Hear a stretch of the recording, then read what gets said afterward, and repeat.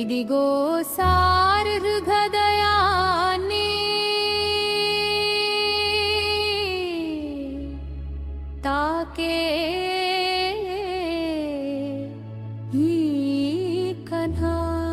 అమ్మా, ఒకరోజు సెలవు తీసుకుంటే ఈరోజు కొడుకు ఏదో అల్లరి చేసి ఉంటాడు.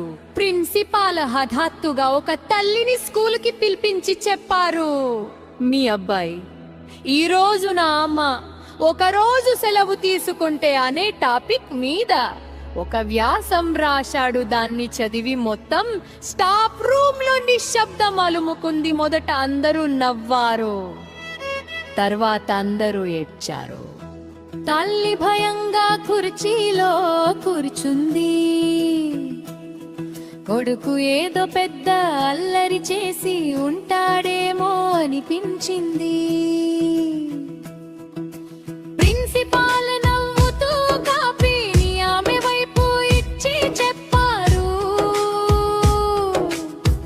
దీన్ని ఇంటికి వెళ్ళి చదవద్దు, ఇక్కడే చదవండి. కాపీ మొదటి పేజీలో ఇలా రాసి ఉంది, నా అమ్మ ఒకరోజు సెలవు తీసుకుంటే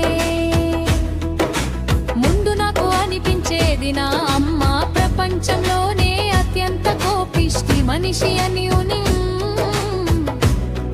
ఉదయం గంటలకే లేపి చదివిస్తుంది, టిఫిన్ అంతా తినకపోతే తిడుతుంది, ఎక్కువసేపు మొబైల్ ఆడితే లాక్కుంటుంది, సెలవు రోజు కూడా గది శుభ్రం చేయి అని చెప్తుంది.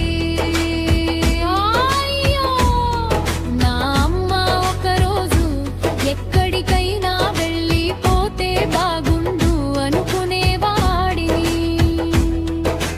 తర్వాత గత సోమవారం అమ్మకి జబ్బు చేసింది. డాక్టర్ పూర్తి విశ్రాంతి తీసుకోండి అని చెప్పారు. ఆ రోజు మొదటిసారి అమ్మ నిజంగా మంచం నుండి లేవలేదు. ఉదయం అలారం మోగింది, కానీ ఎవరు నా తలని నిరి, బాబు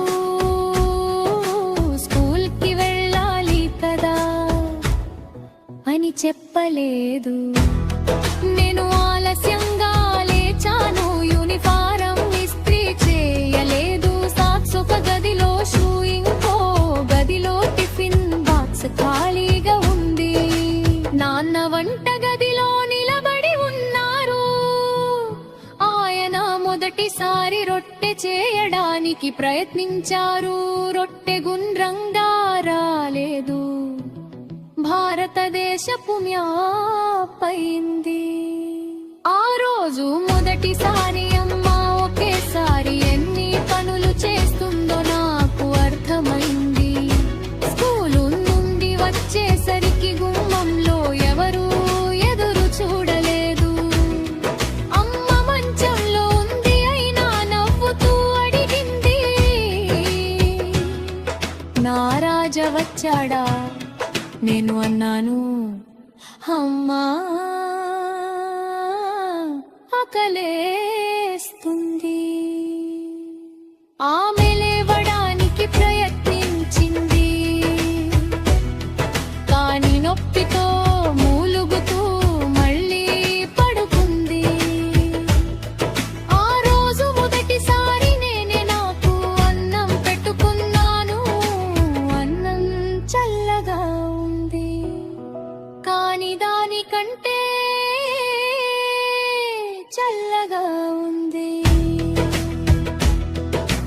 రాత్రి అమ్మకి జ్వరం ఎక్కువగా ఉంది, అయినా ఆమె నాన్నని అడుగుతుంది, బాబు పాలు తాగాడా? హోంవర్క్ చేసాగా? రేపు వాడి డ్రాయింగ్ కాపీ పెట్టడం మర్చిపోకు. తన మాత్ర కంటే నా గురించే ఆమెకి ఎక్కువ ఆలోచన. మరుసటి రోజు నేను అమ్మ మొబైల్ తీసుకున్నాను.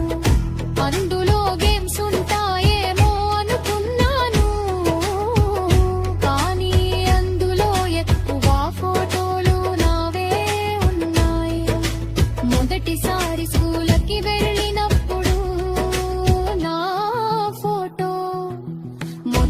మరి సైకిల్ తొక్కినప్పుడు నా ఫోటో, నాకు జ్వరం వచ్చినప్పుడు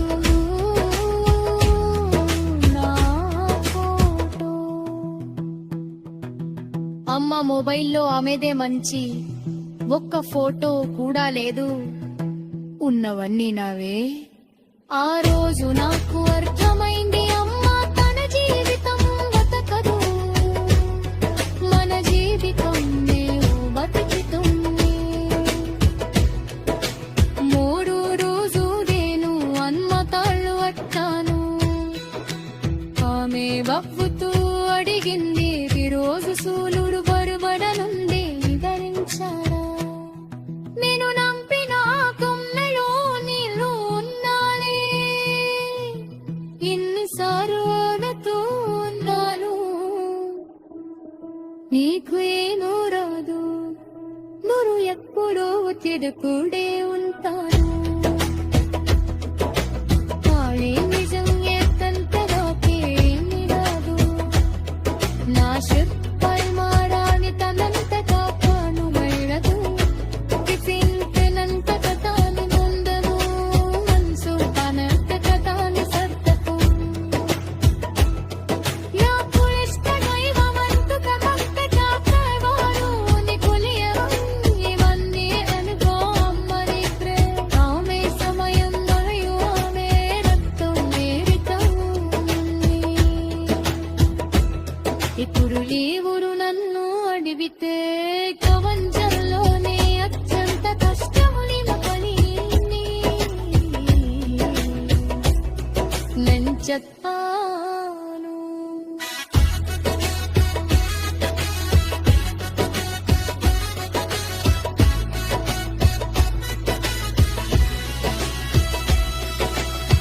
అమ్మదాం గదాం, ఎందుకంటే అమ్మ సెలవు తీసుకోలే.